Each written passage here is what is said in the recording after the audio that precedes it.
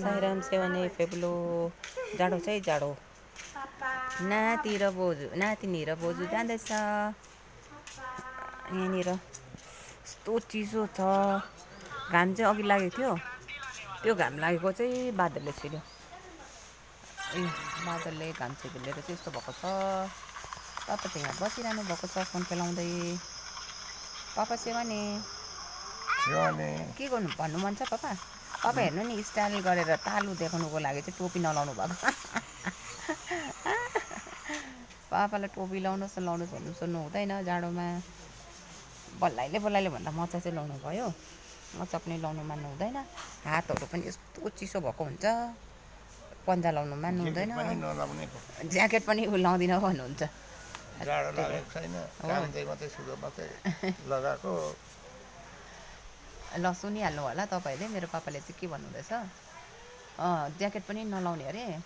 कामदै छुरा मात्रै लगाउनु भएको अरे अनि अब तपाईँहरूको समक्ष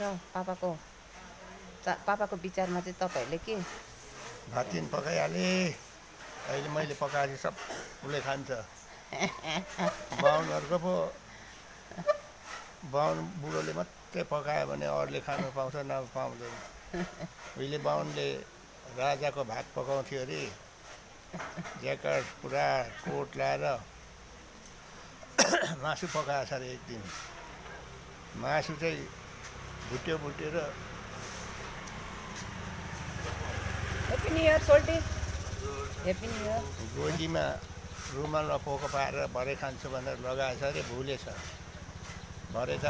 घरमा लगेर झुन्डाएछ अरे भोलिपल्ट बुढी चाहिँले धुनु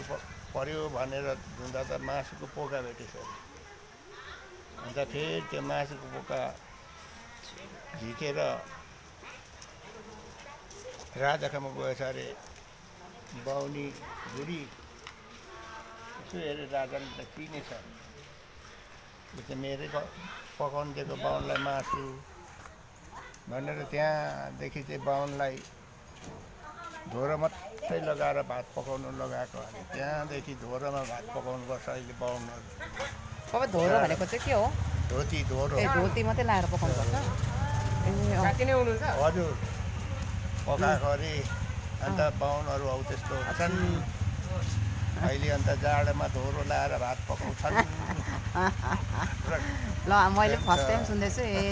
लाइफमा कि बाहुनहरूले किन चाहिँ धोती मात्रै लाएर खाना पकाउँछ भन्दाखेरि चाहिँ सुँगुरको मासु कुक गर्नु जाँदाखेरि चाहिँ सुँगुरको मासु त्यो गोजीमा लाएर लगेको थिएछ अरे चाहिँ त्यो चाल पाएर चाहिँ धोती मात्रै लाएर पकाउनु लगाएको रहेछ अरे ल धन्यवाद कसैको मनमा ठेस पस्यो भने सरी सबै त त्यस्तो हुँदैन होला धन्यवाद आज 26 जनवरी 3 तारिकको दिन